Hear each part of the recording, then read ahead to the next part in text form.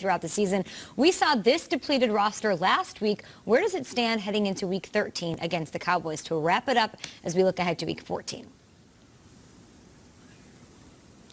Okay, it's a very interesting situation here for both teams coming into this game because of all the turmoil that they have gone through, right? And you mentioned the Ravens still dealing with the aftermath of that COVID fallout.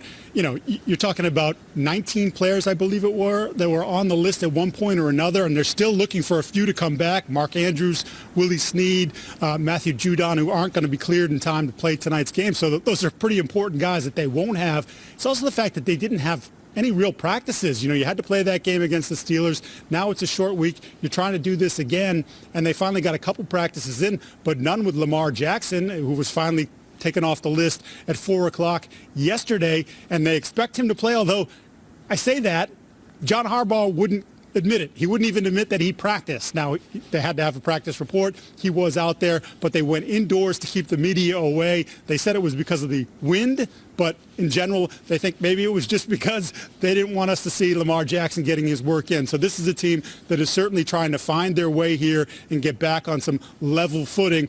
Also, a couple more players that you need to keep in mind for tonight, Calais Campbell and Brandon Williams. Now, both those guys were on the COVID-19 reserve list. Williams didn't have any symptoms, but they were both dealing with injuries, Campbell with the calf and Williams with a high ankle sprain. Harbaugh said they're very hopeful that both of those guys can play, and it would be very important to have those guys back against Zeke and the Cowboys.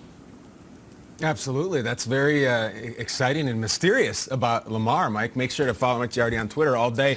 You know, everyone wrote out the NFC East, but maybe in your circle of friends or where you work, there's one person who says, no, hold on now. The NFC East is excellent. Here at the show, that's Peter Schrager, who tells us how entertaining it is, how exhilarating, how intoxicating even the NFC East is. So, Mike, tap into that. Give us some of that back. What is the Cowboys' mindset heading into this game tonight?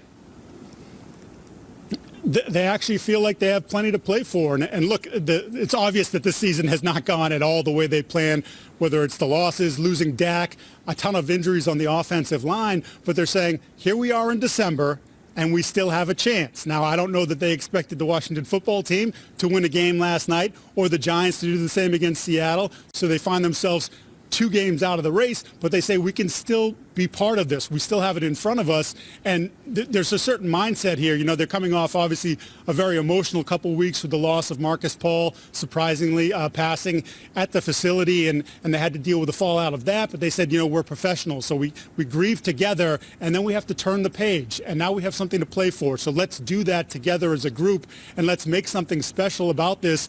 I talked to Sean Lee on the phone. He said, look, I've been out of the race many times in November, in early November. That's terrible. He goes, despite the way it looks, we're still in it, and we have to feel that vibe and bring that energy tonight. With a big person missing, of course, Zach Martin at guard on the IR list. They don't have him with an already reshuffled offensive line. Thank you so much, Giardi. We'll talk to you throughout the show ahead of this one. You can see it on NFL Network, 5:30 p.m. Eastern. Taking a look at the playoff picture here in the NFC, looking at the Cowboys. They're not only 2 games back of the Giants in Washington in last place for the NFC East, they're actually now last place in the entire NFC. Overall, no bueno. The Giants pull up an upset. Washington handled the Steelers. The Cowboys are facing a recovering and struggling Ravens team. So, Shrakes, how confident are you in the Cowboys' chances? Do you remember the last time we saw the Cowboys play? It was on Thanksgiving. Do you remember how many things have happened since then? Kendall Hinton has started a football game and been inactive for a football game since we last saw them. So it's been that long. Okay, I think I have to feel confident that this team has the edge against a Ravens team that is battling COVID and played, Wednesday.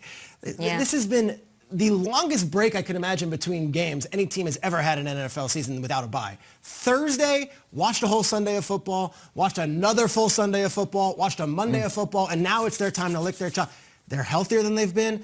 And if ever there was a time, it was a week where they watched Washington and the Giants, and even the Eagles put up a good fight against the Packers. The NFC East kind of wake up and say, we're here to, this is it. I know we said it the last 12 weeks. This is really it. This is really it. If you lose to this Ravens team coming off the COVID situation, I can't raise my flag for the Cowboys next week. Not only have they watched a couple of teams within the NFC East make plays and big wins, they also been watching the Ravens for a couple of weeks now. Now, if you want to create a game plan, if Mike McCarthy wants to shut the door, Kellen Moore wants to shut the door on all the criticism, go out there with an awesome game plan and show everybody that you can be creative and attack downhill when facing that Ravens defense. Now, when it comes to the game in particular, I think I was a bit dismissive when it came to teams being moved.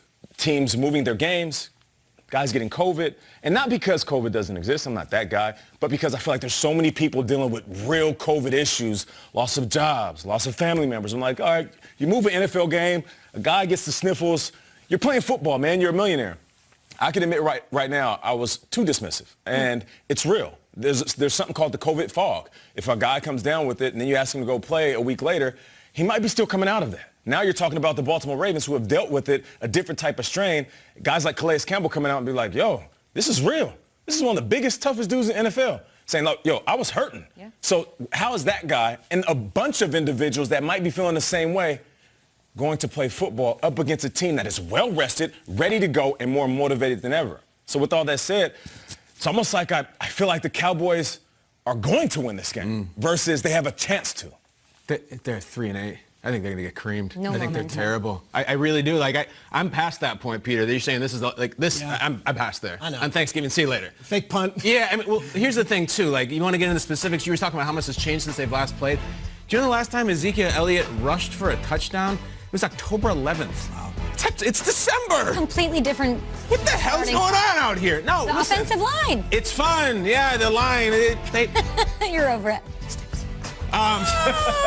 It's a very bad team. And listen, I also do follow up, like, if Mike McCarthy, if you're ever going to sink your teeth into something, it's the whole of, like, all the cool kids are doing it after school. Like, Joe Judge seems awesome right now, and Ron Rivera seems like Captain America. Mike McCarthy, who are you? What do you stand for? They've taken their teams, and they've lost their quarterbacks, and they're still winning.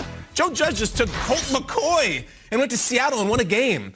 I don't care if Lamar doesn't play. I still think the Ravens are going to win. I think McSorley, what's his name, Marty McSorley? Trace McSorley. Marty McSorley, I think, would win, The too. stick was illegal in that game. I know that. And Marty. I don't see the Cowboys. I hope they do because it would add to the entertainment in the NFC East. However, I don't think so. Nothing I've seen says they're going to compete in this game. No. Wait, what am I doing here? Lying and saying, Cowboys, ratings. I don't care. I don't do that. I think the Cowboys will get blown The out. sick thing is the ratings probably are better when they're losing. It's like... And they're going to spike tonight, Strags. Cowboys have lost 5 of 6. Are you worked up, fired up? A little worked up, A little yeah. angry? Like,